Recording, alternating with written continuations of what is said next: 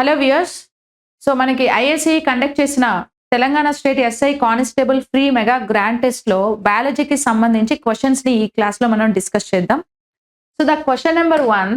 So first question ఏముంది మనకి ఇక్కడ? సో క్వశ్చన్ ఒకసారి చదవండి. So the first question is like match the following. So match the following question. And ఈ question ఏ concept కి related question అంటే విటమిన్స్ కాన్సెప్ట్ అండి. బయాలజీలో మనకి న్యూట్రిషన్ అనే కాన్సెప్ట్ లో విటమిన్ కాన్సెప్ట్ ఉంటుంది. అది చాలా ఇంపార్టెంట్ కాన్సెప్ట్ అండి. ఈచ్ అండ్ ఎవ్రీ ఎగ్జామ్స్ లో like all central and state exams లో కంపల్సరీ మనకు విటమిన్స్ మీద క్వశ్చన్ అనేది గ్యారంటీగా ఉంటుంది. సో కాబట్టి ఇది కూడా విటమిన్ రిలేటెడ్ క్వశ్చనే. సో లిస్ట్ 1 లో ఇక్కడ సమ్ లిస్ట్ ఆఫ్ విటమిన్స్ ఉన్నాయి. Vitamin A, vitamin B, vitamin C, vitamin D and vitamin E. And list 2 లో డిసీజెస్ ఉన్నాయి. Beri rickets, scurvy, infertility. ఇక్కడ కలర్ బ్లైండ్నెస్ అన్నారండి. ఇది కలర్ బ్లైండ్నెస్ కాదు, బై మిస్టేక్ పడింది ఇక్కడ. ఇది నైట్ బ్లైండ్నెస్ అన్నమాట. సో ఇక్కడ ఉన్న డిసీజెస్ ఏ విటమిన్ డెఫిషియన్సీస్ వల్ల వస్తాయి? సో మ్యాచ్ చేయమని అడుగుతున్నారు. సో తెలుగు మీడియంలో కూడా మనకి ఇక్కడ క్వశ్చన్ ఉంది అండ్ కింద ఆప్షన్స్ ఉన్నాయి. సో కరెక్ట్ ఆన్సర్ ఏదో ఫైండ్ అవుట్ చేయండి. ఓకేనా? సో దీని గురించి మనము డిస్కస్ చేయాలంటే విటమిన్స్ కాన్సెప్ట్ లో ఇప్పుడు ఏ విటమిన్ డెఫిషియన్సీ వల్ల మనకు ఏం డిసీజ్ వస్తుంది అని అంటే, సో ఏ విటమిన్ డెఫిషియన్సీ వల్ల మనకి నైట్ బ్లైండ్నెస్ అనే డిసీజ్ వస్తుందండి. ఓకేనా? ఇక్కడ కలర్ బ్లైండ్నెస్ ఉంది కానీ తెలుగులో కరెక్టే ఉంది, రేచీకటి అనేసి. బట్ అది నైట్ బ్లైండ్నెస్ లేదా దీన్నే మనం ఏమని కూడా పిలవచ్చు అని అంటే డార్క్ బ్లైండ్నెస్ అని కూడా పిలుస్తారు. సో ఏ విటమిన్ డెఫిషియన్సీ వల్ల మనకి డిసీజ్ వస్తుందండి.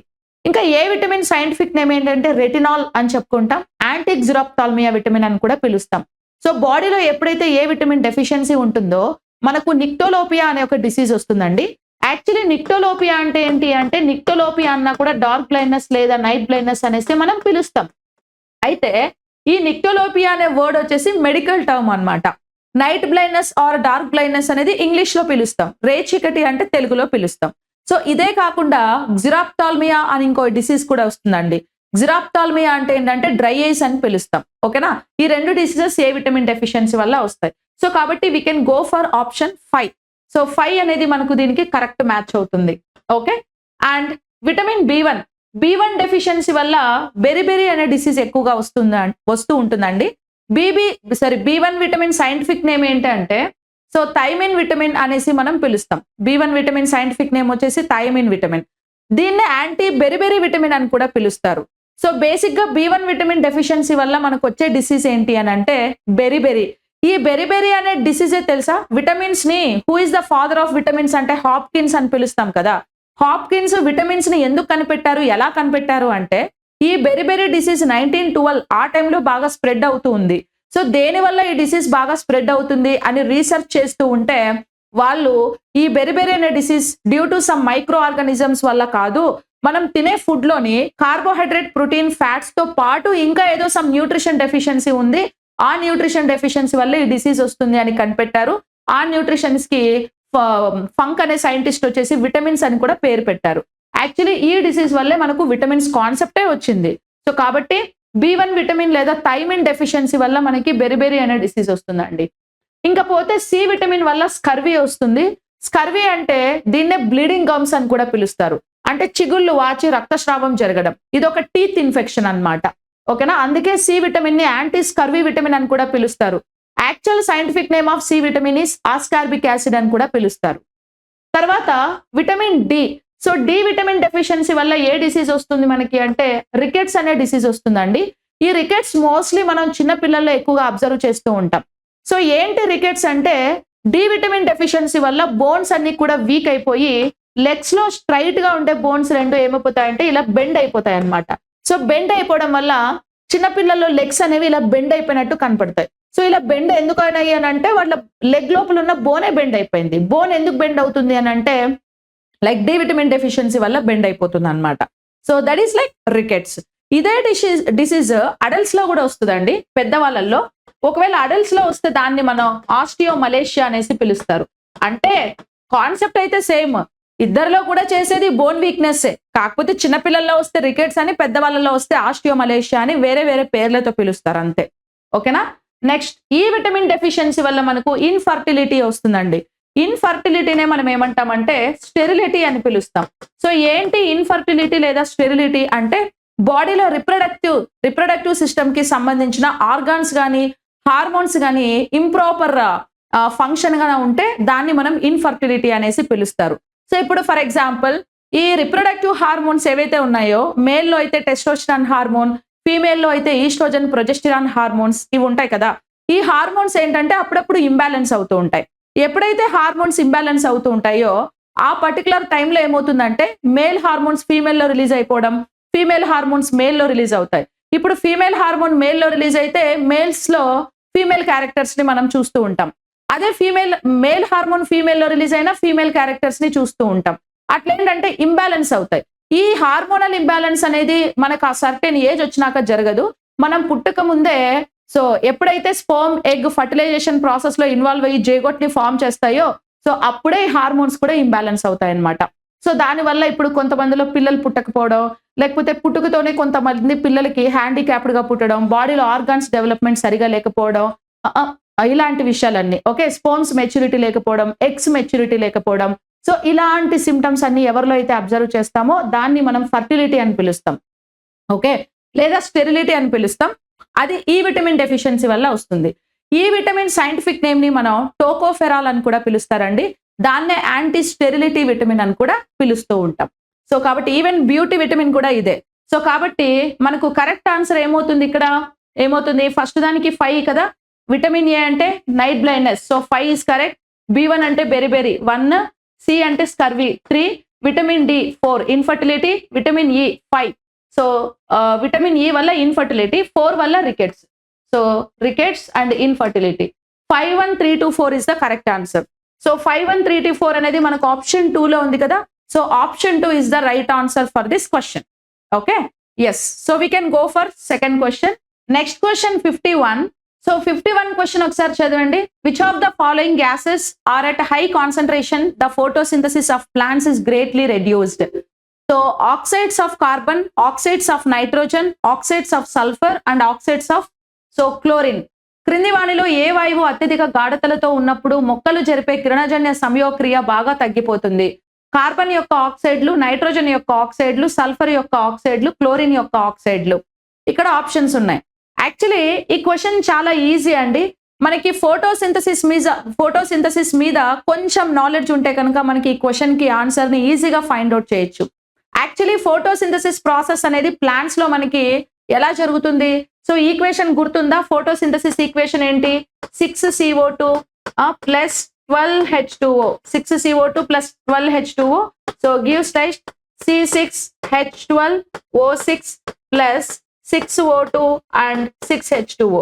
So this is the equation of photosynthesis in the presence of sunlight and in the presence of chlorophyll pigment.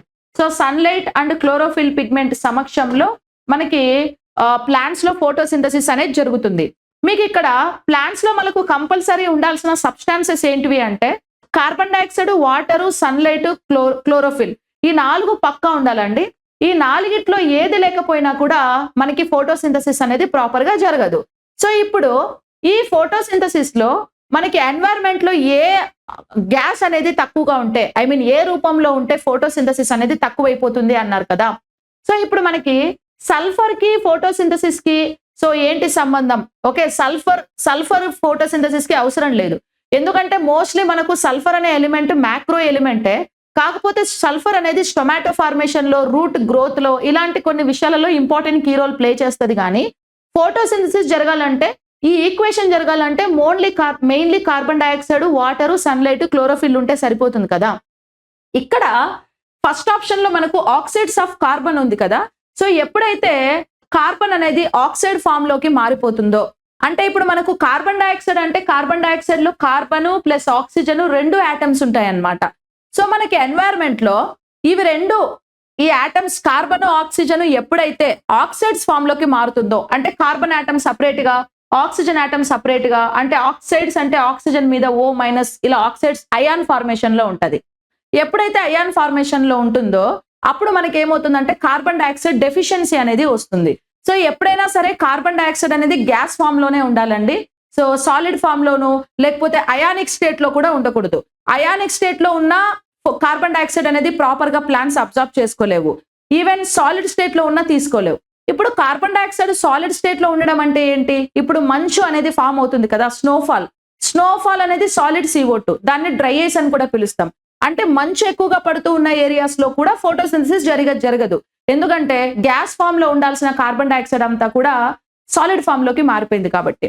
So ఇక్కడ కూడా ఎప్పుడైతే కార్బన్ ఆక్సైడ్స్ సపరేట్ అయాన్స్ లాగా ఎప్పుడైతే మారిపోతాయో అప్పుడు అది గ్యాస్ ఫామ్ కాదు కాబట్టి సో వీటికి కార్బన్ డైఆక్సైడ్ డెఫిషియన్సీ అయిపోతుంది. ఎప్పుడైతే కార్బన్ డైఆక్సైడ్ తగ్గిపోతుందో ఆటోమేటిక్ అప్పుడు కూడా ఫోటోసింథసిస్ అనేది రెడ్యూస్ అవుతుంది అనమాట. ఓకేనా, ఇట్లా కూడా ఫోటోసింథసిస్ అనేది తగ్గిపోతుంది. సో కాబట్టి ఆప్షన్ 1 అనేది మనకి క్వశ్చన్ కి కరెక్ట్ ఆన్సర్ అవుతుంది. ఇంకా నైట్రోజన్ అంటే సో బేసిక్ గా నైట్రోజన్ కూడా ప్లాంట్స్ లో one of the macro nutrient అండి. Plant body growth and development లో ఇన్వాల్వ్ అవ్వాలంటే నైట్రోజన్ అనేది కంపల్సరీ తీసుకోవాలి ప్లాంట్స్. సో గ్రోత్ కి ఇన్వాల్వ్ అవుతుంది. ఇంకా క్లోరైన్స్ అనేవి ఇవి one of the micro nutrient అనమాట. మైక్రో అంటే ఏంటంటే తక్కువ తీసుకుంటాయి. వీటిని నాన్ ఎసెన్షియల్ న్యూట్రియంట్స్ అని కూడా పిలుస్తారు. సో వీటి వల్ల మనకి ఏంటంటే మ్యాక్రోతో కంపేర్ చేస్తే మైక్రో యొక్క ఫంక్షన్స్ కొంచెం తక్కువ ఉంటాయి ప్లాంట్స్ లోని. సో కాబట్టి ఈ క్వశ్చన్ కి ఆప్షన్ 1 అనేది మనకు కరెక్ట్ ఆన్సర్ అవుతుంది. Understood? Yes. Next question, match the following. అటుపక్క గ్లాండ్స్ ఇచ్చారు, ఇటుపక్క హార్మోన్స్ ఇచ్చారండి. ఏ గ్లాండ్ ఏ హార్మోన్స్ ని రిలీజ్ చేస్తాయి? ఇది ఎండోక్రైన్ సిస్టమ్ లో వచ్చే కాన్సెప్ట్. సో ఇక్కడ మనకి థైరాయిడ్ గ్లాండ్ అన్నారు కదా. సో థైరాయిడ్ గ్లాండ్ అనేది మనకి ఎక్కడ ఉంటుంది అంటే థ్రోట్ దగ్గర ట్రాకియా ఉందా, ట్రాకియానే మనం విండ్ పైప్ అని కూడా పిలుస్తాం. ఈ విండ్ పైప్ దగ్గర 1 pair ఆఫ్ థైరాయిడ్ గ్లాండ్స్ అనేవి ఇలా పెనట్రేట్ అయి ఉంటాయి అన్నమాట. ఈ థైరాయిడ్ గ్లాండ్ థైరాక్సిన్ అనే ఒక హార్మోన్ ని రిలీజ్ చేస్తుందండి.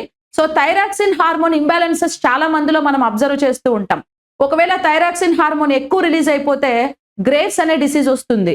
ఒకవేళ థైరాక్సిన్ హార్మోన్ తక్కువ రిలీజ్ అయితే మిక్సోఎడిమా, క్రిటినిజం ఇలాంటి డిసీజెస్ వస్తూ ఉంటాయి. సో కాబట్టి option 1 correct match. Adrenal gland అంటే కార్టిజోల్, ఆల్డోస్టిరాన్, అడ్రినలిన్ అనే 3 హార్మోన్స్ రిలీజ్ చేస్తాయి. ఈ కార్టిజోల్ నే మనము స్ట్రెస్ హార్మోన్ అని కూడా పిలుస్తారండి. సో బాడీలో ఎక్కువగా స్ట్రెస్ ని క్రియేట్ చేస్తూ ఉంటుంది. స్ట్రెస్, డిప్రెషన్ లెవెల్స్ ఇలాంటివి ఎక్కువ ఉంటాయి హార్మోన్స్ బాగా రిలీజ్ అయితే. ఒకవేళ చూడండి మోస్ట్లీ ఇప్పుడు కొంతమంది ఇప్పుడు ఒకే విషయానికి ఒక 2-3 మనుషులు ఒక్కోలాగా ఫీల్ అవుతూ ఉంటారు. ఇప్పుడు కొంతమంది ఒక విషయానికి లైట్ తీసుకుంటారు, ఇంకొంతమంది కొంచెం స్ట్రెస్ అవుతారు, ఇంకొంతమందికి ఇంకా డిప్రెస్ అయిపోయి ఇంకా అక్కడే ఉండిపోయి. సో ఇట్లా డిఫరెంట్ ఫీలింగ్స్ డిఫరెంట్ పీపుల్ లో ఉంటాయి. సో ఎందుకు అలా వేరియేషన్స్ అని అంటే బికాస్ ఆఫ్ హార్మోన్స్ ఇంబ్యాలెన్సెస్ అన్నమాట. ఓకేనా, సో కాబట్టి ఇది స్ట్రెస్ ని కంట్రోల్ చేసే హార్మోన్. ఆల్డోస్టిరాన్ అంటే ఇది కూడా అడ్రినల్ గ్లాండ్ రిలీజ్ చేస్తుందండి. ఇది బాడీ లోపల మినరల్స్ లేదా ఖనిజ లవణాలను మెయింటైన్ చేస్తుంది. అంటే బాడీలో ఎక్కువగా ఫ్లూయిడ్స్ ని మెయింటైన్ చేయడానికి యూజ్ అయ్యే హార్మోన్ ఆల్డోస్టిరాన్. ఇంకా పోతే అడ్రినలిన్ అన్నాం కదా. సో అడ్రినలిన్ హార్మోన్ ని మనం ఏమని కూడా పిలవచ్చు అంటే ఎమోషనల్ హార్మోన్ అని కూడా పిలుస్తారండి. Emotional hormone. సో మన బాడీలో జరిగే రకరకాల ఎమోషన్స్ కి కారణం ఈ అడ్రినలిన్ హార్మోన్. ఇప్పుడు కొంతమంది ఎమోషనలీ బాగా వీక్ ఉంటారు. ఓకే, టీవీ సీరియల్ చూసి ఏడుస్తా ఉంటారు చూసారా, అలాగా. కొంతమంది ఎమోషనలీ బాగా స్ట్రాంగ్ ఉంటారు. సో ఎందుకు వీక్ స్ట్రాంగ్ ఇలా ఎలా అంటే బికాస్ ఆఫ్ హార్మోన్స్. ఈ ఎమోషనల్ హార్మోన్స్ ని అడ్రినల్ గ్లాండ్ రిలీజ్ చేస్తుంది కాబట్టి అడ్రినల్ గ్లాండ్ ని మనం ఎమోషనల్ గ్లాండ్ అని కూడా పిలుస్తాము. ఓకేనా, థైరాయిడ్ గ్లాండ్ అయితే ఆడమ్స్ యాపిల్ అంటారు ఇంకో పేరుతో. ఇంకా పారాథైరాయిడ్ గ్లాండ్ ఏమో పారాథార్మోన్ అనే హార్మోన్ ని రిలీజ్ చేస్తుందండి. ఈ హార్మోన్ డెఫిషియన్సీ వల్ల బోన్స్ కి అయితే ఆస్టియోపోరోసిస్ అనేది, మజిల్స్ కి అయితే టెటానీ అనే 2 డిసీజెస్ వస్తాయి. ఓకే, బోన్స్ కి అయితే ఆస్టియోపోరోసిస్, మజిల్ అయితే టెటానీ డిసీజ్. ఎప్పుడు పారాథార్మోన్ హార్మోన్ తక్కువైతే. ఒకవేళ పారాథార్మోన్ హార్మోన్ ఎక్కువ రిలీజ్ అయితే, ఎక్సెస్ ఆఫ్ హార్మోన్ ఉంటే సో హైపర్ పారాథైరాయిడిజం అనే ఒక డిసీజ్ కూడా వస్తుంది. అది కూడా బోన్ వీక్నెస్. తర్వాత pituitary gland vasopressin hormone, oxytocin, prolactin release చేస్తుందండి. వాసోప్రెసిన్ అంటే ఏంటంటే బాడీలో యూరిన్ ఎక్స్క్రీషన్ ని రెగ్యులేట్ చేస్తుంది. సో ఎవ్రీడే మనం 1 to 1.5 లీటర్స్ ఆఫ్ యూరిన్ ని మాత్రమే ఎక్స్క్రీట్ చేయాలి అని అంటారు కదా. ఆ లిమిటేషన్ యూరిన్ ఎక్స్క్రీట్ చేయడానికి రీజన్ ఏంటంటే వాసోప్రెసిన్ హార్మోన్ అనేది రెగ్యులేట్ చేస్తుంది, కంట్రోల్ చేస్తుంది, మోర్ యూరిన్ ఎక్స్క్రీట్ చేయకుండా. అండ్ ఆక్సిటోసిన్ అనే హార్మోన్ ని బర్త్ హార్మోన్ అని కూడా పిలుస్తారు. దీన్ని లవ్ హార్మోన్ అని కూడా అంటారండి. సో ప్రెగ్నెంట్ ఉమెన్ లో డెలివరీస్ టైంలో ఈ హార్మోన్ రిలీజ్ అయ్యి యూటరస్ వాల్స్ కి మంచిగా ఆక్సిజన్ లెవెల్స్ ని సెగ్రిగేట్ చేసి సో ఈజీగా నార్మల్ డెలివరీస్ అవ్వడానికి ఎంకరేజ్ చేస్తుంది అనమాట. అందుకే దీన్ని బర్త్ హార్మోన్ అని పిలుస్తాం. ప్రొలాక్టిన్ అంటే సో ఆఫ్టర్ డెలివరీ ఫీమేల్స్ లో బేబీ ఫీడింగ్ కోసం మమరీ గ్లాండ్స్ లో మిల్క్ ప్రొడక్షన్ లో యూజ్ అయ్యే హార్మోన్ ఏదంటే ప్రొలాక్టిన్. సో ప్రొలాక్టిన్ ఇంబ్యాలెన్సెస్ కూడా ఉంటాయి. సో ప్రొలాక్టిన్ డెఫిషియన్సీ ఉంటే మిల్క్ ప్రొడక్షన్ తక్కువ ఉంటుంది, ఎక్కువ ఉంటే ఎక్సెస్ ఆఫ్ మిల్క్ ప్రొడక్షన్ ఉంటుంది అనమాట. ఈవెన్ మమరీ గ్లాన్స్ గ్రోత్ లో కూడా ప్రొలాక్టిన్ అనే హార్మోన్ యూజ్ అవుతుంది. సో కాబట్టి ఇక్కడ ఉన్న వాటిల్లో మనకి కరెక్ట్ ఆన్సర్ ఏది? ఏకి 1, బికి 2, త్రీకి సికి 3 అండ్ డికి 4. So 1, 2, 3, 4 is the correct answer for this question. So option 2. So option 2 అనేది ఈ క్వశ్చన్ కి కరెక్ట్ ఆన్సర్ అవుతుంది. Okay, next 54 question. So identify the correct one in the following. So క్రింది వాటిలో సరైన దానిని గుర్తించండి. సో ఇది 54th క్వశ్చన్. సో ఆప్షన్స్ చూడండి. ఎలిజా అంటే enzyme linked immunosorbent assay, PCR polymerase chain reaction, NACO national astronomy cooperation society and NARI national AIDS research institute. So వీటిల్లో మనకి సరైన జత ఏది అని అన్నారు. ఓకే, సరైన జత కరెక్ట్ మ్యాచ్ ఏది అన్నారు. ఇక్కడ స్టార్టింగ్ లో మనకి ఫస్ట్ స్టేట్మెంట్ లో ఎలిజా ఉంది కదా, ఎంజైమ్ లింక్డ్ ఇమ్యునోసార్బెంట్ అస్సే అని పిలుస్తారు. సో ఎలిజా అనేది ఎంజైమ్ లింక్డ్ ఇమ్యునోసార్బెంట్ అస్సే అండి. ఇది ఒక డయాగ్నోసిస్ టెస్ట్ అన్నమాట. మామూలుగా ఎయిడ్స్ లేదా HIV డిసీజ్ కి లేదా ఎయిడ్స్ డిసీజ్ కి మనం ఒక డయాగ్నోసిస్ టెస్ట్ చేస్తాం. సో దాన్నే మనం ఎలిజా అనేసి పిలుస్తారు. ఓకేనా, ఎలిజా. నాట్ ఓన్లీ ఎయిడ్స్ అండి, ఎలిజా వచ్చేసి మనకు ఎబోలా టెస్ట్ కూడా, ఎబోలా డిసీజ్ కి కూడా ఎలిజా టెస్ట్ చేస్తారు. సో ఈవెన్ జికా డిసీజ్ కి కూడా ఎలిజా టెస్ట్ చేస్తూ ఉంటారు. ఇలా కొన్ని డిసీజెస్ కి చేసే ఒక డయాగ్నోసిస్ టెస్ట్ ని మనం ఎలిజా అని పిలుస్తాం. అండ్ PCR అంటే పొలిమరేజ్ చైన్ రియాక్షన్. యాక్చువల్లీ దీన్ని RT-PCR అని పిలుస్తూ ఉంటారు. అంటే reverse transcriptase polymerase chain reaction అని పిలుస్తాం. ఇది కూడా ఒక డయాగ్నోసిస్ టెస్ట్. HIV కూడా RT-PCR చేస్తారు, కోవిడ్ కూడా RT-PCR చేస్తారు, జికా, ఎబోలా, నిఫా ఇలాంటి డిసీజెస్ అన్నిటికీ కూడా RT-PCR చేస్తారు. RT-PCR ఎవరికి చేస్తారు, ఎలాంటి డిసీజెస్ కి ఎక్కువగా చేస్తారు అని అంటే, మన మెడికల్ టెక్నాలజీలో డిఎన్ఏని ఫైండ్ అవుట్ చేసే ఎక్విప్మెంట్స్ మన దగ్గర ఉన్నాయి. ఎందుకంటే ప్రతి ఒక్క అనిమల్లో జెనెటిక్ మెటీరియల్ ఏది ఉంటుందంటే DNA మాత్రమే ఉంటుంది. కానీ ఒక్క వైరస్ లో మాత్రం డిఎన్ఏతో పాటు RNA కూడా జెనెటిక్ మెటీరియల్ గా ఉంటుంది. ఇప్పుడు మన మెడికల్ ఇండస్ట్రీలో డిఎన్ఏని కనిపెట్టే ఎక్విప్మెంట్స్ మన దగ్గర ఉన్నాయి, కానీ RNAని కనిపెట్టే ఎక్విప్మెంట్స్ మన దగ్గర లేవు. మరి ఒకవేళ RNA జెనెటిక్ మెటీరియల్ ఉన్న వైరస్ వల్ల డిసీజ్ వస్తే దాన్ని ఎలా కనిపెట్టాలి అంటే అప్పుడే RT-PCR చేయాలి. RT-PCR అంటే ఏంటంటే RNAను DNAగా కన్వర్ట్ చేసి RNAను DNA రూపంలోనే కనిపెడతారనమాట. ఇప్పుడు కోవిడ్కి RT-PCR చేశారు, ఎందుకంటే corona virus genetic material RNA కాబట్టి. అలాగే ఎయిడ్స్ కూడా చేస్తారు, ఎందుకంటే HIV వైరస్ జెనెటిక్ మెటీరియల్ RNAనే కాబట్టి. సో కాబట్టి RT-PCR టెస్ట్ ఎవరికి చేస్తారు అంటే, ఏ వైరస్ లో అయితే RNA జెనెటిక్ మెటీరియల్ ఉంటుందో, ఒకవేళ ఆ వైరస్ వల్ల మనకు డిసీజ్ వస్తే అలాంటి డిసీజెస్ ని ఫైండ్ అవుట్ చేయడానికి మాత్రమే మనం RT-PCR ని యూజ్ చేస్తారనమాట. సో ఇది కూడా ఒక diagnosis test. And NACO national astronomy cooperation society అన్నారు కదా, సో ఇది రాంగ్ అండి. NACO అంటే ఏంటంటే, so national AIDS controlling organisation అని పిలుస్తారు. National AIDS controlling organisation. So AIDS అనే డిసీజ్ ని కంట్రోల్ చేయడానికి తీసుకొచ్చిన ఒక ఆర్గనైజేషన్ ని NACO అని పిలుస్తాం. సో కాబట్టి ఇది రాంగ్ మ్యాచ్. తర్వాత NARI అంటే national AIDS research institute. So ఇది కరెక్ట్ అండి. So NARI is also correct answer. So ABD అనేది మనకి ఇక్కడ correct. So we can go for option 4 is the correct answer for this question. Okay, next which of the following is correct? Father of zoology అని ఎవరిని అంటాం? Actually father of zoology Louis Pasteur అన్నారు కదా. Father of zoology Louis Pasteur కాదండి, Aristotle. So Aristotle ని మనం father of zoology అని అంటాం. ఈవెన్ ఫాదర్ ఆఫ్ బయాలజీ కూడా అరిస్టాటిలే. ఫాదర్ ఆఫ్ బయాలజీ అన్న అరిస్టాటిలే, జువాలజీ అన్న అరిస్టాటిలే. ఎందుకంటే బయో అంటే ఏంటంటే లైఫ్ అని అర్థం. సో ఫస్ట్ ఈ ప్రపంచంలో ఈ భూమి మీద ప్రాణం ఉంది, లైఫ్ ఉంది అని ఒక విషయాన్ని కనిపెట్టి దాని మీద రీసెర్చ్ చేసిన సైంటిస్ట్ ఎవరు అని అంటే అరిస్టాటిల్ అని చెప్తాం. అందుకే అరిస్టాటిల్ గారినే father of biology and father of zoology అని కూడా పిలుస్తాం. సో ఇది మరి కరెక్టే. సో ఇక్కడ లూయిస్ పాస్చర్ అన్నాడు కాబట్టి సో ఇది రాంగ్ ఆన్సర్ అండి.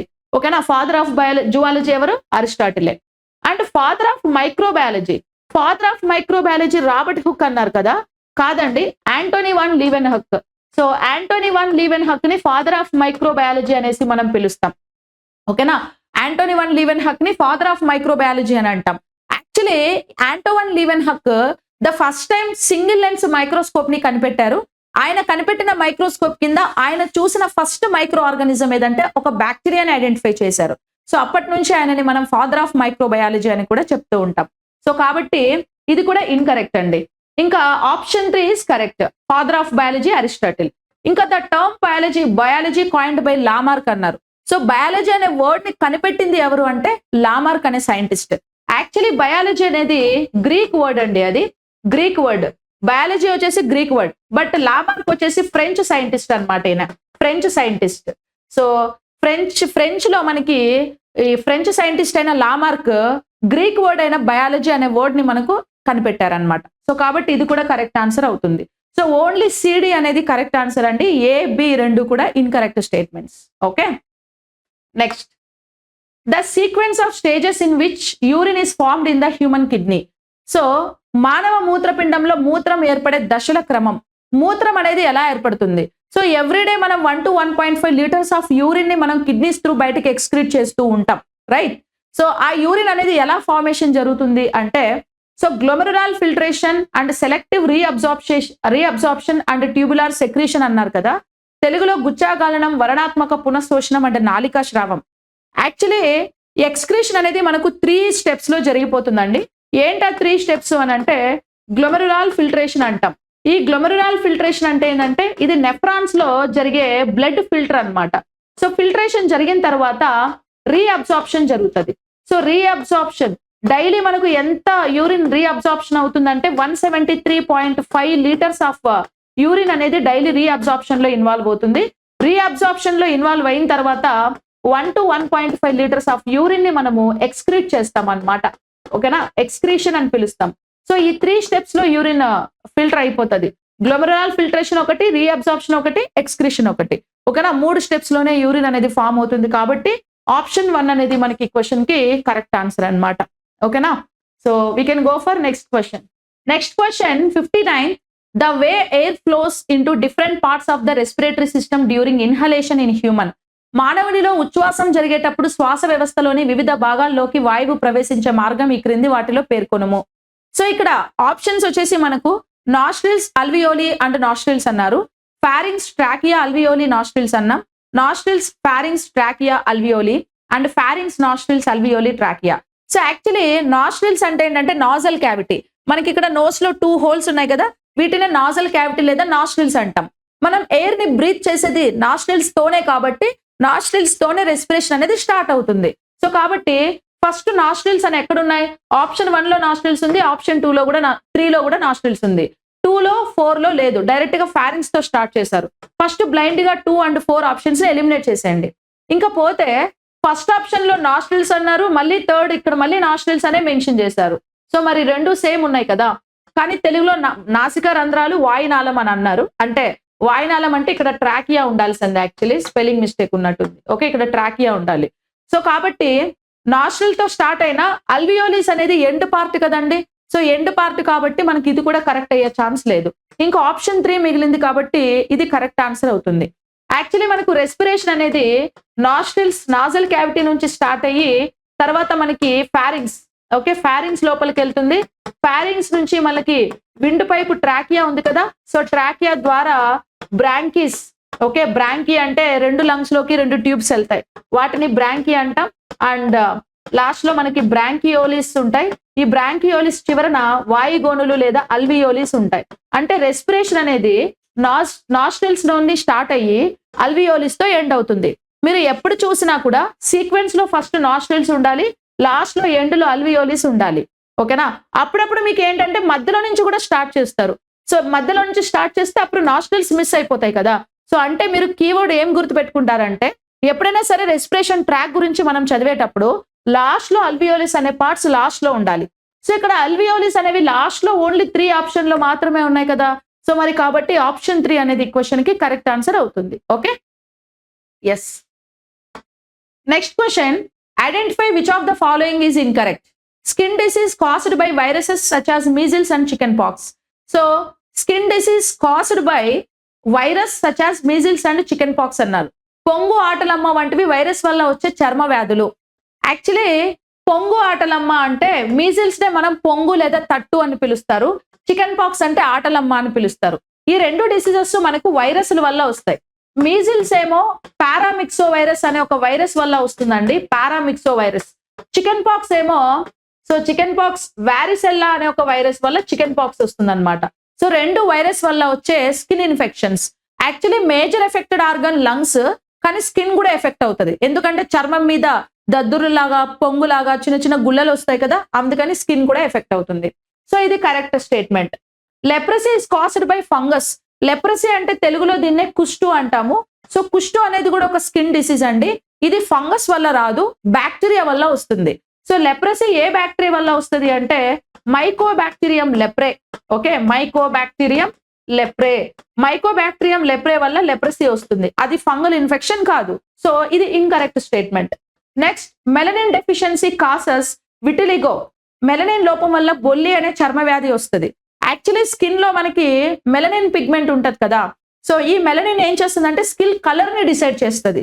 ఇప్పుడు మెలనిన్ ఎక్కువ ఉంటే బ్లాక్ అని, తక్కువ ఉంటే వైట్ అని, మీడియం గా ఉంటే మీడియం కలర్ అంటారు. ఈ ఎక్కువ తక్కువ ఎందుకు? అందరిలో ఒకేలాగా ఉండొచ్చు కదా అంటే దాన్ని హార్మోన్స్ ఇంపాక్షన్ అన్నమాట. ఇప్పుడు మెలనిన్ ని రిలీజ్ చేసే హార్మోన్ ఏది మన బాడీలో అంటే ఎంఎస్హెచ్ హార్మోన్ అండి. దానినే మెలనోట్రోపిక్ స్టిమ్యులేటింగ్ హార్మోన్ అని పిలుస్తాం. ఈ మెలనోట్రోపిక్ స్టిమ్యులేటింగ్ హార్మోన్ ని పిట్యూటరీ గ్లాండ్ రిలీజ్ చేస్తుంది. ఒకవేళ if in case the excess of MSH hormone is there in our body, automatically melanin pigment is also increases, పెరిగిపోతుంది. ఒకవేళ ఎంఎస్హెచ్ హార్మోన్ తక్కువ ఉంటే మెలనిన్ పిగ్మెంట్ తక్కువ రిలీజ్ అవుతుంది. అది ఎక్కువ తక్కువ ఎందుకు అని అంటే ఇట్స్ డిపెండ్స్ అపాన్ హార్మోన్ చేతిలో ఉంటుంది అనమాట. సో కాబట్టి ఈ మెలనిన్ డెఫిషియన్సీ వల్ల బొటిలిగో అనే ఒక డిసీజ్ వస్తుందండి. సరే, విటిలిగో అంటారు దాన్ని. ఓకేనా, విటిలిగో, బొల్లి అంటారు. విటిలిగో అంటే ఏంటంటే చర్మం మీద అక్కడక్కడ ప్యాచెస్ వస్తాయి అనమాట, స్కిన్ ప్యాచెస్. అది కూడా బ్లాక్ కలర్ లో ఒక చోట, వైట్ కలర్ లో ఒక చోట, డిఫరెంట్ కలర్స్ లో ఉన్న స్కిన్ ప్యాచెస్ వస్తాయి. అలాంటి ఒక డిసీజ్ ని మనం విటిలిగో అనేసి పిలుస్తారు. And pellagra is caused by deficiency of vitamin B3. So vitamin B3 vitamin deficiency వల్ల పెల్లగ్రా అనే ఒక స్కిన్ ఇన్ఫెక్షన్ వస్తుందండి. ఈ పెల్లగ్రా వచ్చే B3 విటమిన్ ని niacin nicotic acid anti pellagra vitamin అని కూడా పిలుస్తారు. అదొక skin infection. Okay, skin allergy, skin itching ఇలాంటివి ఎక్కువగా ఉంటాయి. సో మనకి ఇన్కరెక్ట్ స్టేట్మెంట్ అడిగాడు కాబట్టి ఆప్షన్ 2 అనేది మనకి క్వశ్చన్ కి ఇన్కరెక్ట్ స్టేట్మెంట్ అనేది అవుతుంది. Okay, next, a combination of the 2 RH factors can cause erythroblastosis fetalis disease అంటారు. ఏ ఇద్దరి RH కారక కలికి వల్ల ఎరిథ్రోబ్లాస్టోసిస్ వ్యాధి కలుగుతుంది. ఓకే, ఫీటల్స్ అంటే పుట్టే పిల్లల్లో ఎవరికి ఎలాంటి వారికి RH ఫ్యాక్టర్స్ ఉండడం వల్ల ఎరిథ్రోబ్లాస్టోసిస్ డిసీజ్ వస్తుంది అని అంటారు. సో బేసికల్ గా మనకు RH ఫ్యాక్టర్స్ అనేవి ఎక్కడ ఉంటాయంటే RBC సెల్స్ లోపల ఒక స్మాల్ జీన్స్ లేదా ప్రోటీన్స్ లైక్ స్ట్రక్చర్స్ ని మనం ఏమని పిలుస్తారు అని అంటే RH ఫ్యాక్టర్స్ అంటారు. ఎవరి RBC సెల్స్ లో RH ఫ్యాక్టర్ ఉంటే వాళ్ళ బ్లడ్ గ్రూప్ పాజిటివ్ అని, ఎవరి RBC సెల్స్ లో RH ఫ్యాక్టర్స్ లేకపోతే వాళ్ళ బ్లడ్ గ్రూప్స్ నెగటివ్ అనేసి మనం పిలుస్తూ ఉంటాం. సో ఇక్కడ మరి పాజిటివ్ నెగటివ్ బ్లడ్ గ్రూప్స్ వల్ల ఇప్పుడు పేరెంట్స్ కి ఒకరికి పాజిటివ్ ఒకరికి నెగటివ్ ఉండి పుట్టే పిల్లలకి సో ఎలాంటి ఫ్యాక్టర్ రావచ్చు, ఎదర్ ఇట్ మే బి పాజిటివా నెగటివా అని అంటే ఇక్కడ ఎరిథ్రోబ్లాస్టోసిస్ అనే డిసీజ్ ఎట్లా వస్తుంది అని అంటే ఇప్పుడు ఫాదర్ లో RH పాజిటివ్ ఉండి మదర్ లో RH నెగటివ్ ఉంటది. సో ఫాదర్ లో పాజిటివ్ మదర్ లో నెగటివ్ ఉండి బేబీలో కూడా RH పాజిటివ్ వచ్చింది అనుకోండి, అంటే ఫాదర్ బ్లడ్ ఫ్యాక్టర్ వచ్చింది అనుకోండి. సో అలాంటప్పుడు ఏమవుతుందని అంటే ఎరిథ్రోబ్లాస్టోసిస్ అనే ఒక డిసీజ్ వస్తుంది. సో కానీ మరి ఏం రావాలి ఇక్కడ అంటే ఫాదర్ పాజిటివ్ ఉండి మదర్ నెగటివ్ ఉండి సో బేబీలో నెగటివ్ వచ్చింది అనుకో, ఇది ఫైన్. సో ఇలా కాకుండా బేబీలో పాజిటివ్ వచ్చింది అనుకో ఈ కేసులో, అప్పుడు ఎరిథ్రోబ్లాస్టోసిస్ అనే ఒక డిసీజ్ వస్తుంది అనమాట. ఓకేనా, yes. Next, which of the following is correct? క్రింది వాటిలో సరైనవి ఏవి? ఆప్షన్స్ చూడండి. Insects breathe through the trachea, snail breathes through the, so దాన్ని మనం టినేడియా అని పిలుస్తారు. సి సైలెంట్ అండి, ఇక్కడ సి సైలెంట్ కాబట్టి టినేడియా గిల్స్ అని పిలవాలి. And sea cucumbers breathe through the respiratory trees, earthworms and leeches breathe through the lungs అన్నాం కదా. సో ఇన్సెక్ట్స్ లేదా కీటకాలు అనేవి ట్రాకియా త్రూ రెస్పిరేషన్ లో ఇన్వాల్వ్ అవుతాయి. అంటే ఇప్పుడు మనకి లంగ్స్ ఎలా ఉన్నాయో ఇన్సెక్ట్స్ లో ట్రాకియాస్ త్రూ రెస్పిరేషన్ జరుగుతుంది, లేదా స్పిరాకిల్స్ అని కూడా అంటాం. ట్రాకియాలోనే ఉన్న చిన్న చిన్న రెస్పిరేషన్ ఆర్గాన్స్ ని మనం స్పిరాకిల్స్ అని పిలుస్తాం. ట్రాకియా త్రూ లేదా స్పిరాకిల్స్ త్రూ మనకు ఇన్సెక్ట్స్ లో రెస్పిరేషన్ అనేది జరుగుతుంది. సో ఇది correct statement. Snail breathe through the ctenidia gills అన్నారు. స్నేల్స్ లో మనకి ఏంటంటే టినేడియా గిల్స్ ఉంటాయి. ఓకే, గిల్స్ అంటే ఇప్పుడు ఈవెన్ ఫిషెస్ లో కూడా మనకు గిల్స్ ఉంటాయని చెప్పుకుంటాం కదా, అంటే లంగ్స్ లాగే అవి కూడా రెస్పిరేటరీ ఆర్గాన్స్ అన్నమాట స్నేల్స్ లోని, వాటితో రెస్పిరేషన్ జరుగుతుంది. And sea cucumbers breathe through the respiratory trees. Actually respiratory trees అంటే ఏంటంటే ఇప్పుడు మనం లంగ్స్ని రెస్పిరేషన్ ట్రీతోనే కంపేర్ చేస్తాం. ఇప్పుడు ఫర్ ఎగ్జాంపుల్ ఒక ట్రాకియా ఉంది, ట్రాకియా 2 బ్రాంక్యూల్స్ లాగా డివైడ్ అయింది, బ్రాంక్యూల్స్ మళ్ళీ నంబర్ ఆఫ్ బ్రాంకిస్ లాగా ఇలా డివైడ్ అయిపోతాయి కదా, వాయు నాళికల్లాగా డివైడ్ అవుతాయి. సో మీకు ఈ స్ట్రక్చర్ చూస్తే ఒక ట్రీ లాగా కనపడుతుంది.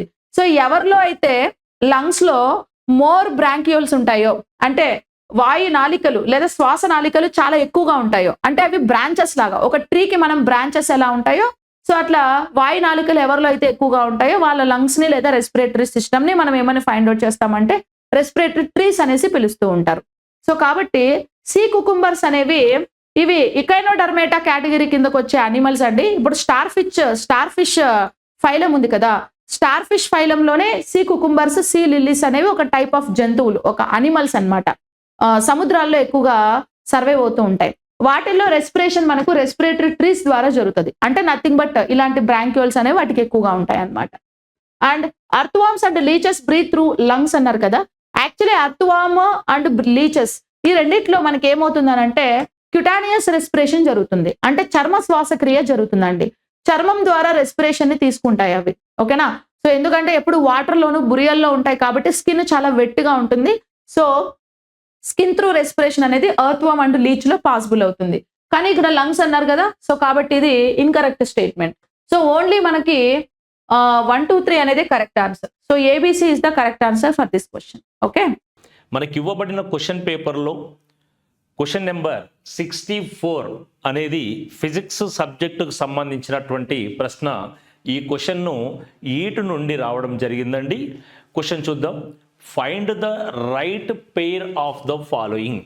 క్రింది వానిలో సరి అయిన జతను గుర్తించండి. 4 స్టేట్మెంట్లు ఇవ్వబడ్డాయి. ఆ స్టేట్మెంట్లలో సరి అయినది ఏది గుర్తించండి అనేది క్వశ్చన్. ఫస్ట్ క్వశ్చన్ ఏమి ఇచ్చారా అనే విషయాన్ని మనం అవగాహన చేసుకుంటే ఆన్సర్స్ పెట్టడం అనేది సులభతరం అవుతుంది. అందులో భాగంగా option A, statement A, thermal conduction, heat transfer that takes place without the moment of body or particles. Without moment of the particles heat transfer is called what we say thermal conduction. ఇక్కడ సింపుల్గా చెప్పాలి అంటే thermal conduction or heat conduction in this process, heat transfer without moment or without displacement of the particle. అంటే ఏమి ఇచ్చారు sir ఇక్కడ మనకు? Definition ఇచ్చారు. మరి is it the correct definition? Yes, it is the correct statement or correct definition for thermal conduction. We know transfer of heat is broadly classified into 3 types. అందులో sub categories also there, some of the sub categories also there, but however majorly these are 3 types. One is thermal conduction, convection and radiation. In the conduction, transfer of heat without movement of particles. In convection, with transfer of particles, heat transfer from one place to another place, that is called convection. In heat radiation, heat transfer from one point to another point or one place to another place without any help of the medium. This is said to be heat radiation. క్రింది వానిలో సరి అయిన జతను గుర్తించండి. అందులో ఏ అనే దానికి సంబంధించి ఉష్ణ వాహనం. ఇది ఉష్ణ ప్రసార పద్ధతులలో మొదటిది. రెండవ పద్ధతి ఉష్ణ సంవాహనం. 3 ఉష్ణ వికిరణం. ఇప్పుడే మాట్లాడుకున్నాం కదండి, ఉష్ణ వాహనము అంటే కణాల కదలిక లేకుండా జరిగితే దాన్ని ఉష్ణ ప్రసారం, ఆ జరిగే ప్రసారాన్ని ఏమంటాం? ఉష్ణ వాహనం అంటాం. ఫర్ ఎగ్జాంపుల్ ఇక్కడ మనము ఒక హీట్ సోర్స్ అనేది తీసుకుందాం. ఈ హీట్ సోర్స్కి ఒక మెటల్ని ఇలా ఉంచాం. అప్పుడు ఇక్కడ ఉన్నటువంటి హీట్ ఏమవుతుంది? ఇక్కడ వరకు ట్రాన్స్ఫర్ అవుతుంది. ఒక కంటైనర్ను స్టవ్ పై ఉంచాం. ఈ కంటైనర్ ఏదైతే ఉందో ఇది ఇక్కడ ఉన్నటువంటి హీట్ ఎనర్జీ అంతా కూడా స్లోగా మెటీరియల్లో బాటమ్ టు టాప్ వరకు ట్రాన్స్ఫర్ అవుతుంది. ఈ type of transfer of heat energy is called what we say heat conduction. But ఇందులో మనం కొంత వాటర్ తీసుకున్నాం అనుకోండి. వాటర్ తీసుకున్నప్పుడు ఏమవుతుంది? స్లోగా కంటైనర్ హీట్ అవ్వడంతో పాటు ఇన్సైడ్ మెటీరియల్ కూడా హీట్ను అబ్జర్వ్ చేసుకుంటుంది. Liquid absorb the heat energy. So when it is received the heat energy, molecules are moving up and down gradually or slowly. కిందకు పైకి కదులుతూ ఉంటాయి. ఇలా జరిగే ప్రసారాన్ని ఏమని పిలుస్తాము? ఉష్ణ సంవాహనం అంటాం. సూర్యుడి నుండి మనకు కిరణాలు అనేవి భూమిని చేరుతూ ఉన్నాయి. ఈ సూర్యకిరణాలు భూమిని చేరే ప్రక్రియ ఏదైతే ఉందో ఈ ప్రక్రియను హీట్ రేడియేషన్ అంటాం. ఇక్కడ ఎటువంటి పార్టికల్స్ యొక్క ఎటువంటి మీడియం యొక్క నెసెసిటీ లేదు. So transfer of heat without any medium, that process is said to be heat radiation or thermal radiation అని పిలిచాం. So first statement correct, second, third all are correct, ABC correct. Next one, ఒక special case ఉందనుకున్నాం కదా, conduction, advection. Heat advection means transfer of heat along the horizontal direction. అంటే సమాంతరంగా ఉష్ణం అనేది ఒక వస్తువు నుండి మరో వస్తువుకు కనుక జరిగినట్లయితే ఆ రకమైన ఉష్ణ ప్రసారాన్ని హీట్ అడ్వెక్షన్ అంటాము. దాన్ని ఉష్ణ ప్రవాహంగా పిలుస్తారు. సో మనకు all statements are correct. That is why ఇక మీకు ఆల్రెడీ అర్థమైంది అనుకుంటాను. Option 4th one is the correct one. All the statements are correct.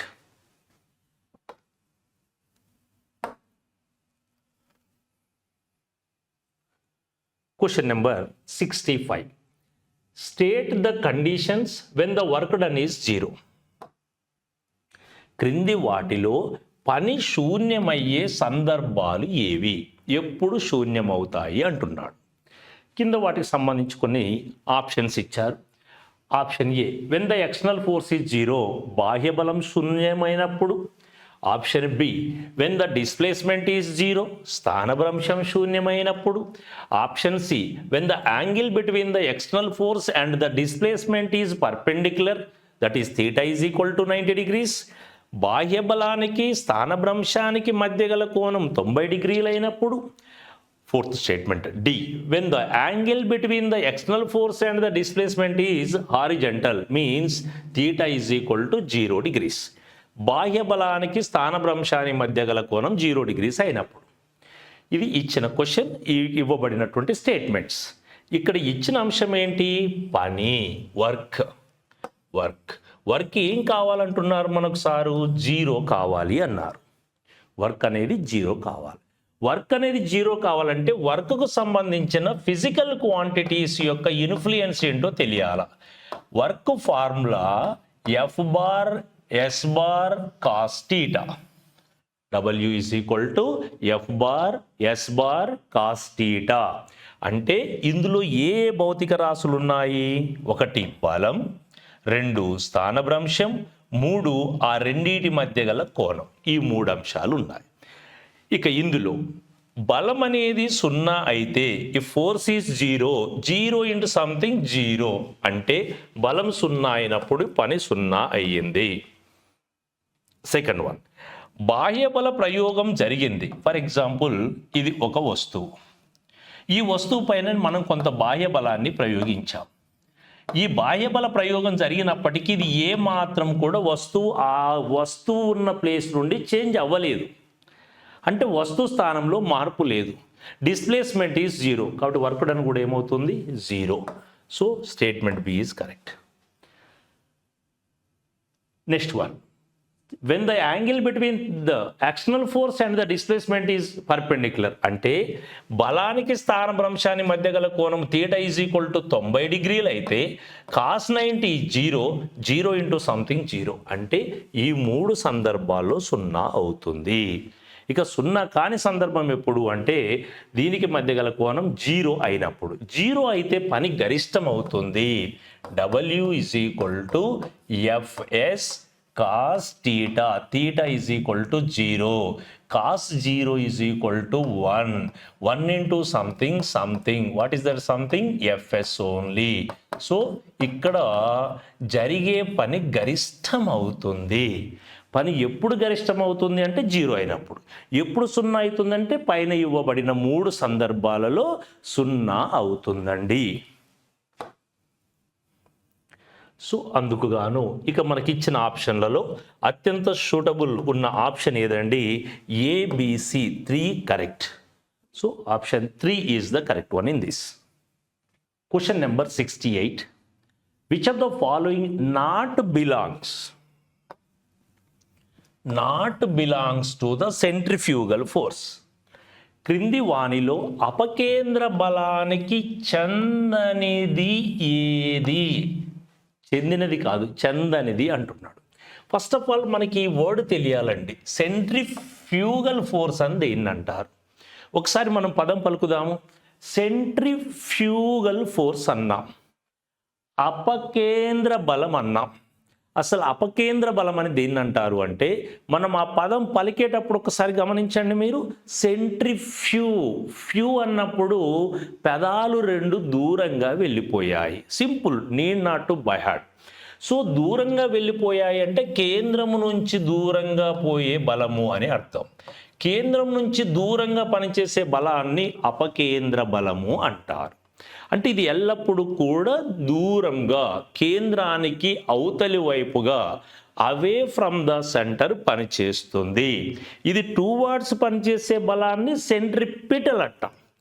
అభికేంద్ర బలము కేంద్రం వైపుగా, కేంద్రము దిశలో, కేంద్రం చుట్టూ పనిచేస్తే, అపకేంద్ర బలం అనేది కేంద్రం నుండి దూరంగా పనిచేస్తుంది. సో కేంద్రం నుంచి దూరంగా పనిచేసే వాటికి సంబంధించిన ఎగ్జాంపుల్స్ ఇక్కడ ఉన్నాయి. అవి ఏవి ఉన్నాయి, ఏవి లేవు అనేది మనం ఐడెంటిఫై చేయగలగాల. చూడండి, వర్కింగ్ ఆఫ్ సెంట్రిఫ్యూజ్.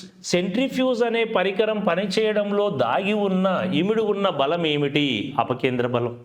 సెంట్రిఫ్యూజ్ని ఏం చేస్తారు అంటే, ఏదేని ఒక మిశ్రమ పదార్థములో, ఫర్ ఎగ్జాంపుల్ బ్లడ్ తీసుకున్నాం, యూరిన్ తీసుకున్నాం, మిల్క్ తీసుకున్నాం, అందులో ఒకే రకమైన పదార్థాలను ఇంకొక రకమైన పదార్థాలను వేరు చేయడానికి, ఫర్ ఎగ్జాంపుల్ రక్తంలో రెడ్ బ్లడ్ సెల్స్ ఉన్నాయి, వైట్ బ్లడ్ సెల్స్ ఉన్నాయి. ఈ రెండింటిని వేరు చేయాలా? ఆ వేరు చేయడములో ఇమిడి ఉండే బలము అపకేంద్ర బలం.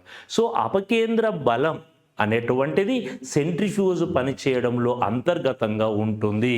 అందుచేత option 1 is correct. Washing machine, laundry dryer working. Washing machine పనిచేయడం కానీ, లాండ్రీ డ్రైయర్ పనిచేయడంలో కానీ ఇమిడి ఉన్న బలం అపకేంద్ర బలం.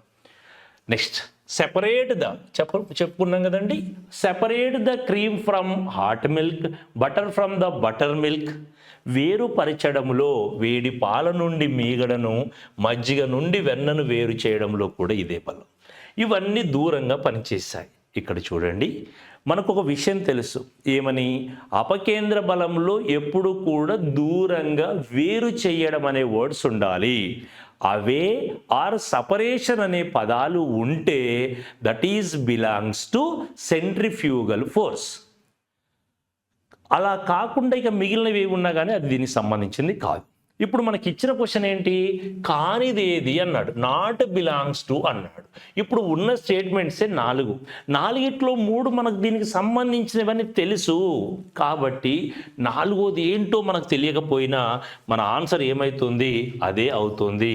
So option 4 is the correct one. అది ఏదైనా అదే ఆన్సర్ కరెక్ట్ అవుతుంది. మనం చూడకుండా కూడా ఆన్సర్ పెట్టవచ్చు. ఎప్పుడు? కాన్ఫిడెంట్ రావాలి. ఎప్పుడు వస్తుంది? ఇచ్చిన దానికి సంబంధించిన ఏవో మనకు తెలిస్తే అప్పుడు మనకి కాన్ఫిడెంట్ తోటి పెట్టచ్చు. సరే, ఎనీహౌ చూద్దాం. The moon revolves around the earth. చుట్టూ తిరగడంలో పనిచేసే బలము అభికేంద్ర బలం, centripetal force. What ever it is, ఏది అయినా ఒక దాని చుట్టూ తిరుగుతూ ఉంది అంటే అక్కడ పనిచేసే బలం ఏమవుతుంది? అభికేంద్ర బలం. ఇక్కడ అడిగింది అపకేంద్ర బలానికి చెందనిది అన్నాడు, అంటే సెంట్రిఫ్యూగల్ ఫోర్స్ కాదంటే అది సెంట్రిపిటల్ ఫోర్స్. కాబట్టి ఆన్సర్ ఏమవుతుంది? ఇది. ఇలా మనకు వచ్చిన క్వశ్చన్ని జాగ్రత్తగా కనుక అనాలిసిస్ చేయగలిగితే ఈజీగా క్యాచ్ చేస్తాం. నెక్స్ట్ క్వశ్చన్కి వెళ్ళిపోదామండి. Question number 72. Assertion. Magnetic field lines do not intersect.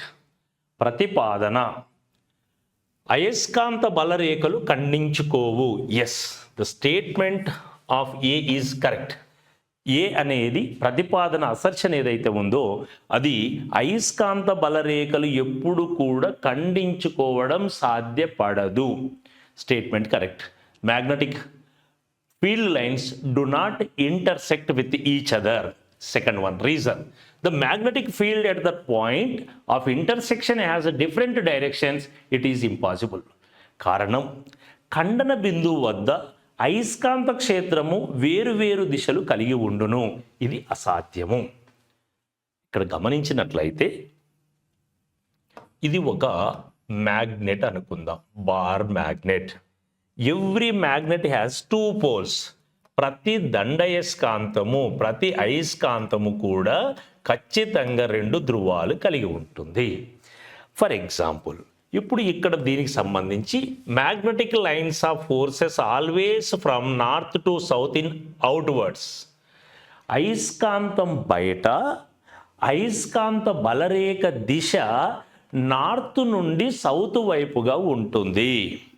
The magnetic lines of forces are always from north to south in outwards, but inwards these are from south to north. So that is why magnetic lines of forces are the closed lines. Closed lines. అయస్కాంత బలరేఖలు అనేవి సంవృత రేఖలు అని పిలుస్తాం.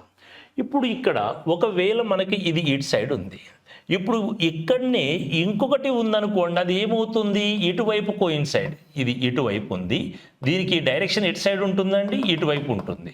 ఒకవేళ ఇక్కడ నుంచి ఇంకొకటి బలరేఖ ఇలా వచ్చే ఛాన్స్ ఏమైనా ఉంటుందా అంటే అట్లా ఉండదు. ఎప్పుడు కూడా ఒక సర్క్యులర్ పాత్ లాగా ఉంటుంది. కాబట్టి 2 బలరేఖలు అనే వాటికి వేరు దిశలు ఉండవు. ఆ బలరేఖ మొత్తానికి కూడా ఒకే దిశ ఉంటుంది, ఇలాగే ఉంటుంది. కాబట్టి ఇక్కడ option 1 is the correct one. Both A and R correct. R is the correct explanation for A. ఏఆర్లు 2 సరి అయినవే, ఏకు ఆర్ సరి అయిన వివరణ. Question number 73. Match the following. క్రింది వాటిని జతపరచుము. A silver bromide, B silver iodide, C silver chloride, D silver nitrate. Right side artificial rain. Second one photography. Third one purification of water. Fourth one photochromic glasses. Fifth one voting ink. A silver bromide, B silver iodide, C silver chloride, D silver nitrate. 1 కృత్రిమ వర్షము. Second one photography. Third one నీటిని శుభ్రపరచుట. Fourth one photochromic glasses. Fifth one voting సిరా. ఏ సందర్భంలో ఎటువంటి chemical use చేస్తాము అనేటువంటి దానికి సంబంధించినటువంటి క్వశ్చన్ అండి. Very basic question this is. గమనించండి, ప్రస్తుతం మనకు ఎలక్షన్స్ ఇయర్ ఇది. అనేక రకాలైనటువంటి ఎలక్షన్స్ వస్తూ ఉన్నాయి. ఎంపీ ఎలక్షన్స్ కావచ్చు, ఇంకా మిగతా గ్రామ పంచాయతీ, ఇటువంటి వాటికి సంబంధించిన ఎలక్షన్స్లో సాధారణంగా ఓటు వినియోగించుకున్న తర్వాత చేసే పని ఏంటంటే ఈ యొక్క ఫింగర్ పైన, 4 ఫింగర్ పైన, చూపుడు వేలు పైన ఒక ఐడెంటిఫికేషన్ మార్కు ఉంచుతారు. ఆ ఐడెంటిఫికేషన్ మార్కు కోసం వాడేటువంటి ఆ ఇంకులో ఏ కెమికల్ ఉంటుంది అన్నప్పుడు అది సిల్వర్ నైట్రేట్ అనేటువంటిది ఓటింగ్ సిరాగా ఉపయోగిస్తాము. సో ఇక్కడ మనకు సిల్వర్ నైట్రేట్ ఈజ్ ద, దేనికోసం వాడతామండి, ఓటింగ్ సిరా, ఓటింగ్ ఇంకుగా వాడతాం. అంటే డి అనేటువంటిది ఈ యొక్క 5th ఆప్షన్కు సరిపోతుంది. నెక్స్ట్ వన్, మనము ఎగ్జామినేషన్స్కి అప్లై చేస్తూ ఉన్నప్పుడు ఆన్లైన్ కానివ్వండి, ఆఫ్లైన్లో కానివ్వండి, పాస్పోర్ట్ సైజ్ ఫోటోలు తీసుకురండి అని అంటారు. ఆ పాస్పోర్ట్ సైజ్ ఫోటోలు తీస్తున్నప్పుడు ఆ యొక్క ఫిల్మ్ ఏదైతే ఉందో దాని బ్యాక్ సైడ్న ఒక కెమికల్ అనేటువంటిది కోటింగ్ చేస్తూ ఉంటారు. ఆ కోటింగ్ చేయబడేటువంటి కెమికల్ ఏదైతే ఉందో photography chemical silver bromide. So ఫోటోగ్రఫీలో వాడేటువంటిది సెకండ్ వన్ ఏంటి, ఫోటోగ్రఫీ సిల్వర్ బ్రోమైడ్ వాడతాం. Second one. Next silver iodide. ఈ సిల్వర్ అయోడైడ్ అనేటువంటి దీనిని కృత్రిమ వర్షాలు పడడానికి ఉపయోగిస్తారు. ఫర్ ఆర్టిఫిషియల్ రెయిన్ఫాల్ కోసం దీన్ని యూజ్ చేస్తాం. ఇదే సందర్భంలో ఒక చిన్న మాట గుర్తు చేసుకోవాలి. 2009 పీరియడ్లో స్వర్గీయ డాక్టర్ రాజశేఖర్ రెడ్డి గారు మేఘమథనం అనేటువంటి ఒక కార్యక్రమాన్ని చేయడం జరిగింది. దాన్ని క్లౌడ్ షీడింగ్ అనే పేరుతో పిలిచారు. ఆ మేఘాన్ని మదనం చేసి ఈ కృత్రిమ వర్షాన్ని కురిపించేటువంటి ప్రయత్నాలు కూడా జరిగాయి. నెక్స్ట్ వన్, ఈ వర్షం పడుతూ ఉండేటువంటి సందర్భంలో మనకు ఏదైనా అంతరాయం కలుగుతూ ఉంది, ఈ సందర్భంలో వర్షం రావడం అనేది అంత మంచిది కాదు అనుకున్నప్పుడు ఆ వర్షం రాకుండా ఉండడానికై ఆ మేఘాలు ద్రవీకరించకుండా, లిక్విఫికేషన్ జరగకుండా ఉండడానికి ఒక రసాయన పదార్థాన్ని అక్కడ చల్లుతారు. మరి ఎస్పెషల్లీ ఏ సందర్భంలో ఆ క్లౌడ్ అనేది ఆ లిక్విఫికేషన్ జరగకుండా, ద్రవీకరించకుండా ఉండేటట్టు చేస్తామంటే, మనకు తెలుసు చైనాలో బీజింగ్ ఒలింపిక్స్ జరుగుతూ ఉన్నాయి. ఆ జరుగుతున్న సమయంలో షెడ్యూల్ అనేది చాలా బిజీ షెడ్యూల్ ఉంటుంది. అటువంటి సమయంలో వర్షం కనుక వచ్చింది అంటే క్రీడాకారుల ప్రతిభ అనే దాన్ని గుర్తించడం కష్టతరం అవుతుంది. సో కాబట్టి to avoid the unwanted rainfall in that situation, one chemical spraying on the surface of the clouds, మేఘాల పైన ఒక రకమైన రసాయన పదార్థము, ఒక రసాయన మూలకాన్ని చల్లుతారు. దాని పేరు లిక్విడ్ నైట్రోజన్. లిక్విడ్ నైట్రోజన్ చల్లడం వల్ల అక్కడ స్టెబిలైజేషన్ జరుగుతుంది.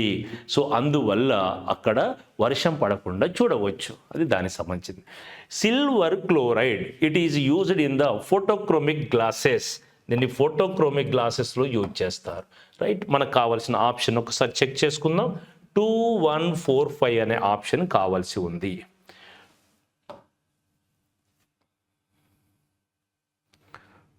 2145. ఇక్కడ విషయం ఏంటి అంటే అసలు వెరీ సింపుల్ క్వశ్చన్ ఇది. చూడండి, మీరు ఒక్కసారి ఆప్షన్స్ గమనిస్తే ఫస్ట్ క్వశ్చన్ ఆప్షన్లో ఏమి ఇచ్చారు? ఏకి 4 ఇచ్చారు. మనకి ఏముండాలి? ఏకి 2 ఉండాలి. థర్డ్ ఆప్షన్ చూడండి, ఏకి 4 ఉంది, కాదు. ఏకి 5 ఉంది, ఏకి 5 అన్నాడు. అంటే సిల్వర్ బ్రోమైడ్ ఓటింగ్ సిరా అన్నాడు. చూడండి, ఏకి 2 అని తెలిస్తే అసలు వీటి మీద మనకు టైం వేస్ట్ కావాల్సిన అవసరం లేదు. ఈవెన్ దో మనకు తెలియకపోయినా ఇక్కడ ఇది ఒక్క దానితోటి మనం ఆన్సర్ని క్యాచ్ చేసే అవకాశం ఉంది. 2145. 2 అనేది ఏంటి? ఫోటోగ్రఫీలో వాడుతున్నాము. నెక్స్ట్ బి అనేటువంటిది కృత్రిమ వర్షంలో వాడుతూ ఉన్నాము. సిల్వర్ క్లోరైడ్ అనేది ఫోటోక్రోమిక్ గ్లాసెస్ వాడుతున్నాం. సిల్వర్ నైట్రేట్ అనేది ఇంకు సిరా. అట్లీస్ట్ పోనీయండి, మనం ఇక్కడ D5 అని తెలిసిందంటే కొంత స్కోప్ ఉంటుంది. రైట్, ఈ విధంగా దానికి సంబంధించి ఆన్సర్ చేయండి. Option 2 is the correct one. Question number 75. Which of the following metal reacts with aqueous acids to release hydrogen gas?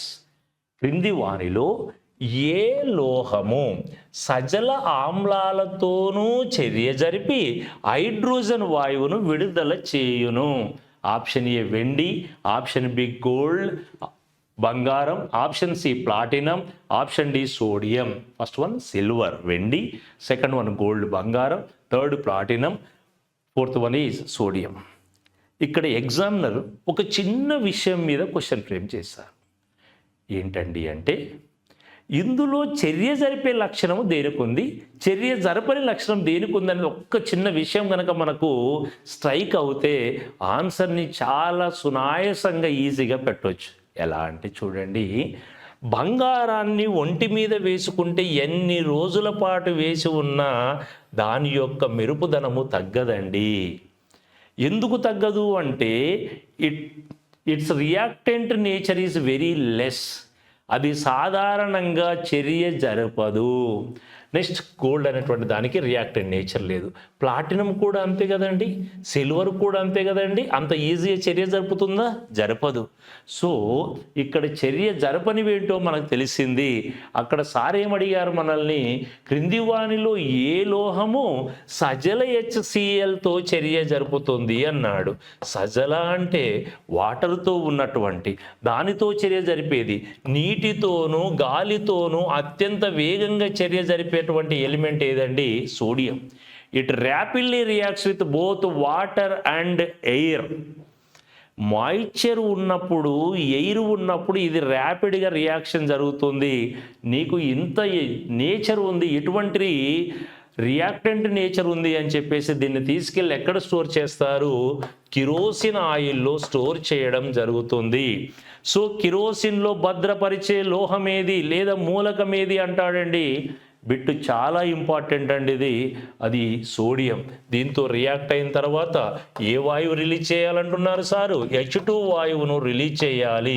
మరి H2 వాయువును రిలీజ్ చేసే సందర్భంలో ఇది ఏం ఫామ్ చేస్తుంది? సోడియం క్లోరైడ్ అనే దానిని రిలీజ్ చేస్తుంది. So NaCl, sodium chloride plus hydrogen. కాబట్టి మన ఆప్షన్ ఏమవుతుంది? 4th one is the correct one. Question number 77. Which of the following are alkaline solutions? క్రింది వానిలో క్షారగుణం గల ద్రావణాలు ఏవి అంటున్నాడు. నిమ్మరసం మనకు తెలుసు, నిమ్మరసం నోటిపై వేస్తే పుల్లగా ఉంటుంది. పుల్లగా ఉండేటువంటి వాటికి లెమన్ జ్యూస్ అనేటువంటిది యాసిడ్ అండి. కాబట్టి ఇక్కడ మనకి ఇచ్చిన ఆప్షన్స్లో ఏ అనేది ఉండకూడదు. కింది వాటిలో క్షారగుణము గల ద్రావణాలు ఏవి? ఏ అనేది ఉండకూడదు. పోయింది, ఆప్షన్ 3 పోయింది. Second one vinegar. వెనిగార్ అనేటువంటి దీనిని ఎస్టిక్ ఆమ్లం CH3COOH. ఈ ఎస్టిక్ యాసిడ్ ఏదైతే ఉందో ఇది కూడా ఆమ్ల లక్షణాన్ని కలిగి ఉంటుంది. కాబట్టి ఇక్కడ మనకు సి అనేటువంటి ఆప్షన్ ఉండకూడదు. సో రైట్ నౌ ఇది కూడా యాసిడ్ లక్షణం కలిగి ఉంటుంది. కాఫీ కూడా దీని యొక్క వాల్యూ అప్రాక్సిమేట్లీ 4 ఉంటుంది. కాబట్టి ఇది కూడా మనకు వచ్చేసి యాసిడ్. రైట్, చూద్దాం. డి అనేది, ఈ అనేది కూడా ఏంటి? యాసిడ్. కాబట్టి ఇది ఆన్సర్ కాదు. డి అనేది ఇక్కడ ఉంది, ఇది కూడా ఆన్సర్ కాదు. ఇక నెక్స్ట్ వన్ వంట సోడా. వంట సోడా అనేటువంటిది ఇది, దీని యొక్క pH వాల్యూ అబౌట్ 10 ఉంటుంది. మిల్క్ ఆఫ్ మెగ్నీషియా కూడా అబౌట్ 10 ఉంటుంది. 10 కన్నా ఎక్కువ pH వాల్యూ ఉన్నటువంటివి, నెక్స్ట్ చేదు లక్షణం కలిగి ఉండేటువంటివి సాధారణంగా ఈ యొక్క వంట సోడా ద్రావణం మరియు milk of magnesia, baking soda solution, milk of magnesia, ఈ రెండు కూడా మనకు బిట్టర్ టేస్ట్, చేదుగా ఉంటాయి. వీటి pH వాల్యూ అబౌట్ 10 ఉంటాయి. అందుచేత ఇక్కడ మనకు క్షార లక్షణం కలిగి ఉన్నటువంటివి ఏమిటి అనే విషయాన్ని అడిగినప్పుడు మిల్క్ ఆఫ్ మెగ్నీషియా అండ్ వంట సోడా అనేటువంటివి ఈ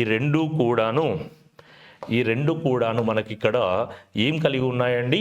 క్షార లక్షణాన్ని కలిగి ఉన్నాయి. బిఈ అన్నాడు, ఈ అంటే ఏంటి? కాఫీ కాదు. ఈ అన్నాడు కాదు, ఈ అన్నాడు కాదు. బీడి ఈ రెండు మాత్రమే. కాబట్టి ఆన్సర్ ఏమవుతుంది? Yes. Second one is the correct one. Question number 78. Match the following. క్రింది వాటిని జతపరచండి. సొల్యూషన్ ద్రావణం ఇచ్చారు, రైట్ సైడ్ మనకు pH వాల్యూస్ ఇచ్చారు. సీ వాటర్, సముద్రపు నీరు. సముద్రపు నీటి యొక్క pH వాల్యూ అబో 8 ఉంటుంది. 5, 13, 1, 2, 4, 4, 8. రైట్, మన ఆన్సర్ దొరికేసింది. ఫస్ట్ వన్ సీ వాటర్కి ఎంత ఉండాలండి? 8, అబో 8 ఉంటుంది. అది 8.1, 8.2 ఆ రేంజ్లో ఉంటుంది. బట్ ఎగ్జామినర్ అప్రాక్సిమేట్గా అడిగి ఉన్నారు కాబట్టి అబో 8 కాబట్టి ఈ నెంబర్కు ఇంపార్టెన్స్ ఇస్తే సరిపోతుంది, 8. నెక్స్ట్ వన్ సముద్రపు నీటికి ఎంత అండి? 8.5. సెకండ్ వన్ మ్యూరియాటిక్ యాసిడ్ అన్నారు. ఇక్కడ muriatic acid it is nothing but HCl, hydrochloric acid. Hydrochloric acid యొక్క pH వాల్యూ 1 to 2 మధ్యలో ఉంటుంది. 1 to 2. సోడా వాటర్ యొక్క pH వాల్యూ అప్రాక్సిమేట్లీ 5 ఉంటుంది. నెక్స్ట్ సోడియం కార్బోనేట్, దీని pH వాల్యూ అబౌట్ 10. అబౌట్ 10 ఉన్నటువంటి value ఎక్కడ ఉంది? ఇక్కడ 13 చేంజ్ ఉంటుంది. 13.6 వరకు ఉంటుంది దీని యొక్క pH వాల్యూ. సో మన ఆప్షన్ చూద్దామండి. అంటే ఇక్కడ జస్ట్ pH వాల్యూల పైన కొంత అవగాహన ఉంటే ఆన్సర్ పెట్టవచ్చు. 5, 2, 1, 3. 5, 2, 1, 3 is the right answer. 5, 2, 1, 3. Option third one is the correct one అండి. 5, 2, 1, 3. Question number 79. Super phosphate of lime used as fertilizer means. ఎరువుగా వాడే సూపర్ ఫాస్ఫేట్ ఆఫ్ లైమ్ అనగా the mixture of calcium dihydrogen phosphate and gypsum. calcium dihydrogen phosphate, calcium phosphate, gypsum. ఈ యొక్క super phosphate of lime అనేటువంటిది ఇది రెండు పదార్థాల యొక్క సమ్మేళనం. ఒకటి mixture of calcium dihydrogen phosphate plus gypsum. ఈ రెండింటి యొక్క కలయిక వల్ల మనకి సూపర్ ఫాస్ఫేట్ ఆఫ్ లైమ్ అనేది ఏర్పడుతుంది. దీని formula Ca2H2PO4 taken twice 2H2O plus CaSO4 2H2O. ఇక్కడ వాటర్ మాలిక్యూల్స్ 2 మోల్స్ ఉంటాయి, ఇక్కడ వాటర్ మాలిక్యూల్స్ 2 మోల్స్ ఉంటాయి. సరే ఎనీహౌ ఇప్పుడు ఆ ఫార్ములాస్ అన్నీ కూడా అడగలేదు మనల్ని. సార్ అడిగింది ఏంటి, ఈ మిశ్రమము అనేటువంటిది వేటి కలయిక వల్ల ఏర్పడుతుంది అని. సో కాల్షియం డైహైడ్రోజన్ ఫాస్ఫేట్ మరియు జిప్సంల యొక్క మిశ్రమం వల్ల ఈ పదార్థం అనేది ఏర్పడడం జరుగుతుంది. These are the questions from chemistry subject.